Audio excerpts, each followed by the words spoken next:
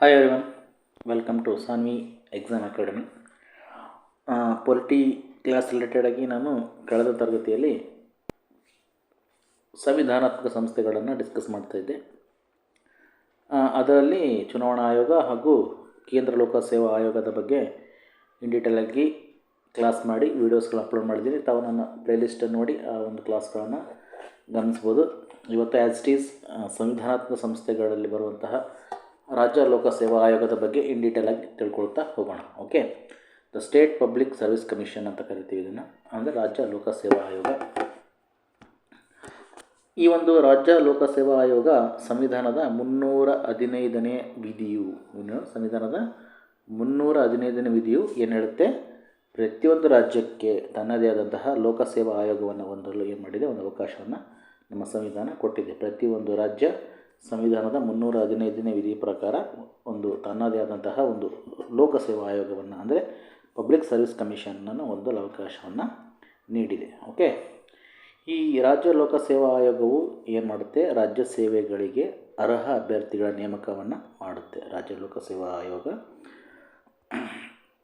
ಒಂದು ರಾಜ್ಯದ ಒಂದು ಸೇವೆಗಳಿಗೆ ಬೇಕಾದಂತಹ ಅರ್ಹವಾದ ಅಭ್ಯರ್ಥಿಗಳ ನೇಮಕ ಮಾಡುವಂಥ ಕೆಲಸವನ್ನು ಮಾಡುತ್ತೆ. ಓಕೆ, ಇನ್ನು ಇದರ ರಚನೆ ನೋಡೋದಾದರೆ, ರಾಜ್ಯ ಲೋಕಸೇವಾ ಆಯೋಗದ ರಚನೆ ನೋಡೋದಾದರೆ, ಇದಕ್ಕೆ ಒಬ್ಬ ಅಧ್ಯಕ್ಷರಿರ್ತಾರೆ ಹಾಗೂ ಇತರೆ ಸದಸ್ಯರುಗಳಿರ್ತಾರೆ. ಒಟ್ಟು ಅಧ್ಯಕ್ಷರು ಸದಸ್ಯರು ಅಂದರೆ ರಾಜ್ಯ ಲೋಕಸೇವಾ ಆಯೋಗ ಒಬ್ಬ ಅಧ್ಯಕ್ಷರು ಮತ್ತು ಇತರೆ ಸದಸ್ಯರನ್ನು ಒಳಗೊಂಡಿರುತ್ತೆ.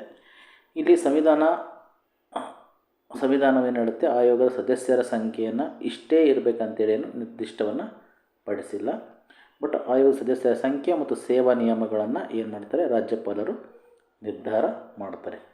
ಒಂದು ಆಯೋಗ ಸ್ಟೇಟ್ ಪಬ್ಲಿಕ್ ಸರ್ವಿಸ್ ಕಮಿಷನ್ ಏನಿದೆ, ಅದು ಒಬ್ಬ ಅಧ್ಯಕ್ಷರನ್ನು ಹಾಗೂ ಇತರ ಸದಸ್ಯರನ್ನು ಒಳಗೊಂಡಿರುತ್ತೆ. ಬಟ್ ಸಂವಿಧಾನದ ಆಯೋಗದ ಸದಸ್ಯರ ಸಂಖ್ಯೆ ಇಷ್ಟೇ ಇರಬೇಕಂತ ಏನು ಒಂದು ಸಂವಿಧಾನದಲ್ಲಿ ಹೇಳಿಲ್ಲ. ಬಟ್ ಅದನ್ನು ರಾಜ್ಯಪಾಲರು ನಿರ್ಧಾರ ಮಾಡ್ತಾರೆ. ಜೊತೆಗೆ ಅವರ ಸೇವಾ ನಿಯಮಗಳನ್ನು ಸಹ ರಾಜ್ಯಪಾಲರು ಏನು ಮಾಡ್ತಾರೆ, ನಿರ್ಧಾರವನ್ನು ಮಾಡ್ತಾರೆ. ಇನ್ನು ನೇಮಕಾತಿ ಹೇಗಾಗುತ್ತೆ, ಲೋಕಸೇವಾದ ಅಧ್ಯಕ್ಷರು ಹಾಗೂ ಸದಸ್ಯರ ನೇಮಕಾತಿ ಅಂತ ನೋಡೋದಾದರೆ, ರಾಜ್ಯಪಾಲರು ರಾಜ್ಯದ ಒಂದು ಮಂತ್ರಿಮಂಡಲದ ಸಲಹೆ ಮೇರೆಗೆ ಒಂದು ರಾಜ್ಯ ಲೋಕಸೇವಾ ಆಯೋಗದ ಅಧ್ಯಕ್ಷರು ಹಾಗೂ ಸದಸ್ಯರನ್ನು ಏನು ಮಾಡ್ತಾರೆ, ನೇಮಕವನ್ನು ಮಾಡ್ತಾರೆ. ಅಂದರೆ ಮಂತ್ರಿಮಂಡಲದ ಸಲಹೆ ಮೇರೆಗೆ ಒಂದು ರಾಜ್ಯ ಲೋಕಸೇವಾ ಆಯೋಗದ ಅಧ್ಯಕ್ಷರನ್ನು ಹಾಗೂ ಸದಸ್ಯರನ್ನು ನೇಮಕ ಮಾಡ್ತಾರೆ. ಆಯೋಗದ ಅರ್ಧದಷ್ಟು ಸದಸ್ಯರು ಏನಾಗಿರಬೇಕು, ರಾಜ್ಯ ಸರ್ಕಾರದಲ್ಲಿ ಕನಿಷ್ಠ 10 ವರ್ಷಗಳ ಕಾಲ ಅವರು ಸೇವೆಯನ್ನು ಸಲ್ಲಿಸಿರಲೇಬೇಕು.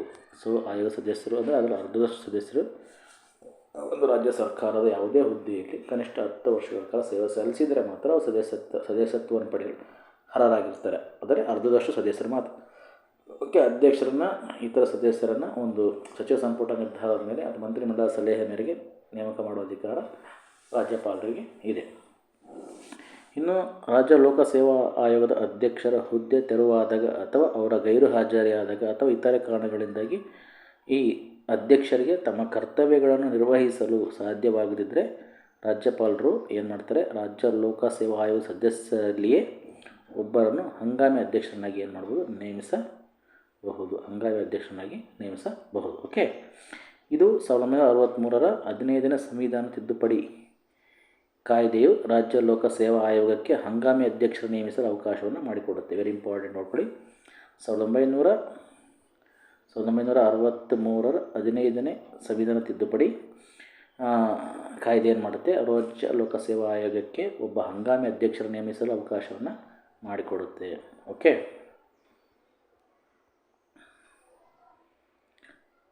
ಅಧ್ಯಕ್ಷರಾಗಿ ನೇಮಕಗೊಂಡಂತಹ ವ್ಯಕ್ತಿಯು ಅಧಿಕಾರವನ್ನು ವಹಿಸಿಕೊಳ್ಳುವವರೆಗೆ ಅಥವಾ ಅಧ್ಯಕ್ಷರು ತಮ್ಮ ಕರ್ತವ್ಯವನ್ನು ನಿರ್ವಹಿಸಲು ಸಮರ್ಥರಾಗಿ ಅಧಿಕಾರ ಸ್ವೀಕರಿಸುವವರೆಗೆ ಹಂಗಾಮಿ ಅಧ್ಯಕ್ಷರು ಏನು ಮಾಡ್ತಾರೆ, ಕಾರ್ಯವನ್ನು ನಿರ್ವಹಿಸ್ತಾರೆ. ಓಕೆ, ನೆಕ್ಸ್ಟ್ ಅಧಿಕಾರಾವಧಿ ನೋಡೋದಾದರೆ, ರಾಜ್ಯ ಲೋಕಸೇವಾ ಆಯೋಗದ ಸದಸ್ಯರು 6 ವರ್ಷಗಳ ಕಾಲ ಅಥವಾ ಅವರಿಗೆ 62 ವರ್ಷಗಳು ತುಂಬುವವರೆಗೆ ಏನು ಮಾಡ್ತಾರೆ, ಅಧಿಕಾರದಲ್ಲಿ ಇರ್ತಾರೆ. ಅವರು 6 ವರ್ಷ ವ್ಯಾಲಿಡಿಟಿ, ಅಷ್ಟರೊಳಗಡೆ 62 ವರ್ಷ ಆಯಿತು ಅಂದರೆ ಅವರು ರಿಟೈರ್ಡನ್ನು ಆಗ್ತಾರೆ. ಸೊ 6 ವರ್ಷಗಳು ಕಾಲ ಅಥವಾ 62 ವರ್ಷಗಳು ತುಂಬುವವರೆಗೆ ಅಧಿಕಾರದಲ್ಲಿರ್ತಾರೆ.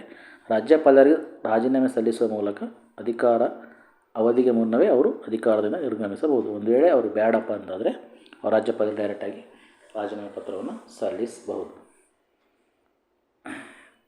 ಇನ್ನು ಆಯೋಗದ ಅಧ್ಯಕ್ಷರು ಮತ್ತು ಸದಸ್ಯರ ಪದಚ್ಯುತಿಯನ್ನು ಹೇಗೆ ಗೊಳಿಸ್ಬೋದು ಅಂದರೆ, ರಾಜ್ಯ ಲೋಕಸೇವಾ ಆಯೋಗದ ಅಧ್ಯಕ್ಷರು ಅಥವಾ ಸದಸ್ಯರ ಒಂದು ದುರ್ನಡತೆಯ ಬಗ್ಗೆ ಸುಪ್ರೀಂ ಕೋರ್ಟ್ ವಿಚಾರಣೆ ನಡೆಸಿ ಆಪಾದನೆಗೆ ಒಳಗಾಗಿರುವವರನ್ನು ಪದಚ್ಯುತಿಗೊಳಿಸಬೇಕೆಂದು ವರದಿ ಸಲ್ಲಿಸಿದರೆ ಸುಪ್ರೀಂ ಕೋರ್ಟು ರಾಷ್ಟ್ರ ಅಧ್ಯಕ್ಷರು ಏನು ಮಾಡ್ತಾರೆ, ಕ್ರಮವನ್ನು ಕೈಗೊಳ್ಳುತ್ತಾರೆ. ಓಕೆ, ಒಂದು ವೇಳೆ ಅವ್ರ ದುರ್ನಡತೆಯ ಆಧಾರದ ಮೇಲೆ ಸುಪ್ರೀಂ ಕೋರ್ಟ್ ವಿಚಾರಣೆ ನಡೆಸಿ ಅಧ್ಯಕ್ಷರ ಬಗ್ಗೆ ಆಗಲಿ ಸದಸ್ಯರ ಬಗ್ಗೆ ಆಗಲಿ ಅವರ ಆಪಾದನೆ ಒಳಗಾಗಿರುವವರನ್ನು ಪದಚ್ಯುತಗೊಳಿಸಬೇಕು ಅಂತ ಸುಪ್ರೀಂ ಕೋರ್ಟ್ ಏನಾದರೂ ಒಂದು ವರದಿಯನ್ನು ಸಲ್ಲಿಸಿದರೆ ರಾಷ್ಟ್ರ ಅಧ್ಯಕ್ಷರ ಕ್ರಮವನ್ನು ಕೈಗೊಳ್ಬೋದು. ಇನ್ನು ವಿಚಾರಣೆ ಸಂದರ್ಭದಲ್ಲಿ ಅಧ್ಯಕ್ಷರು ಅಥವಾ ಸದಸ್ಯರನ್ನು ರಾಜ್ಯಪಾಲರು ಅಮಾನತಿನಲ್ಲಿ ಸಹ ಇಡ್ಬೋದು, ಸಸ್ಪೆನ್ಷನ್ನಾಗಿ ಇಡ್ಬೋದು. ಅಲ್ಲದೆ ರಾಜ್ಯ ಲೋಕಸೇವಾ ಆಯೋಗದ ಅಧ್ಯಕ್ಷರು ಹಾಗೂ ಸದಸ್ಯರು ದಿವಾಳಿಯಾಗಿದ್ದಾರೆ ತೀರ್ಮಾನಿಸಲ್ಪಟ್ಟರೆ ಅಥವಾ ತಮ್ಮ ಅಧಿಕಾರಾವಧಿಯಲ್ಲಿ ವೇತನ ಪಡೆಯುವ ಬೇರೆ ಹುದ್ದೆಯಲ್ಲಿದ್ದರೆ ಅಥವಾ ಮಾನಸಿಕ ಅಥವಾ ದೈಹಿಕ ದೌರ್ಬಲ್ಯತೆ ಕಾರಣದಿಂದ ಕಾರ್ಯನಿರ್ವಹಿಸಲು ಅಸಮರ್ಥರೆಂದು ಭಾವಿಸಿದ್ದಲ್ಲಿ ರಾಷ್ಟ್ರಾಧ್ಯಕ್ಷರು ಇವರನ್ನು ಅಧಿಕಾರದಿಂದ ಒಂದು ಪದಚ್ಯುತಿಯನ್ನು ಗೊಳಿಸ್ಬೋದು. ಅಂದರೆ ಮಾನಸಿಕ ಅಸ್ವಸ್ಥರಾಗಿದ್ದರೆ ಅಥವಾ ದಿವಾಳಿಯಾಗಿದ್ದರೆ ಅಥವಾ ದೈಹಿಕ ದೌರ್ಬಲ್ಯ ಇತ್ತಂದರೆ ರಾಜ್ಯಪಾಲರು ಏನು ಮಾಡ್ಬೋದು ಅಂದರೆ ರಾಷ್ಟ್ರಾಧ್ಯಕ್ಷರು ಇವರನ್ನು ಅಧಿಕಾರದಿಂದ ಪದಚ್ಯುತಗೊಳಿಸ್ಬೋದು. ಜೊತೆಗೆ ಅವರು ಎಂಕ್ವೈರಿ ಇತ್ತಂದರೆ ಅಧ್ಯಕ್ಷ ಸದಸ್ಯರದು ಅವರನ್ನು ಅಮಾನತು ನೀಡೋ ಅಧಿಕಾರ ರಾಜ್ಯಪಾಲರಿಗೆ ಸಹ ಇದೆ. ಓಕೆ, ಇಷ್ಟು ಪದಚ್ಯುತಿ ಬಗ್ಗೆ. ಸೊ ನಿಮಗೆ ಈ ಕ್ಲಾಸನ್ನು ಕೇಳುವಾಗ ಏನು ಇಂಪಾರ್ಟೆಂಟ್ ಅನಿಸುತ್ತೋ ಅದು ನೋಟ್ಸ್ ಮಾಡ್ಕೊಳ್ತಾ ಹೋಗಿ. Very important. ಸಂವಿಧಾನಾತ್ಮಕ ಸಂಸ್ಥೆಗಳಲ್ಲಿ ಲೋಕಸೇವಾ ಆಯೋಗಗಳು very important topics. Okay, next ಈ ಒಂದು ಆಯೋಗದ ಅಧ್ಯಕ್ಷರ ಹಾಗೂ ಸದಸ್ಯರ ಸೇವಾ ನಿಯಮಗಳು ಏನಿರ್ತವೆ ಅಂತ ನೋಡೋದು.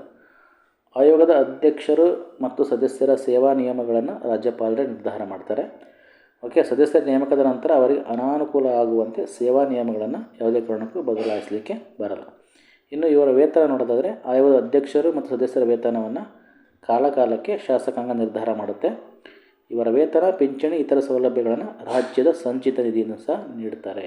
ಓಕೆ, ನೆಕ್ಸ್ಟು ಈ ಒಂದು ಲೋಕಸೇವಾ ಆಯೋಗದ ಕಾರ್ಯಗಳೇನು, ಏನು ಕೆಲಸ ಮಾಡುತ್ತೆ ಈ ಪಬ್ಲಿಕ್ ಸರ್ವಿಸ್ ಕಮಿಷನ್ ಅಂತ ನೋಡಿದ್ರೆ, ಮೊದಲಿಗೆ ರಾಜ್ಯ ಲೋಕಸೇವಾ ಆಯೋಗವು ರಾಜ್ಯ ಸೇವೆಗೆ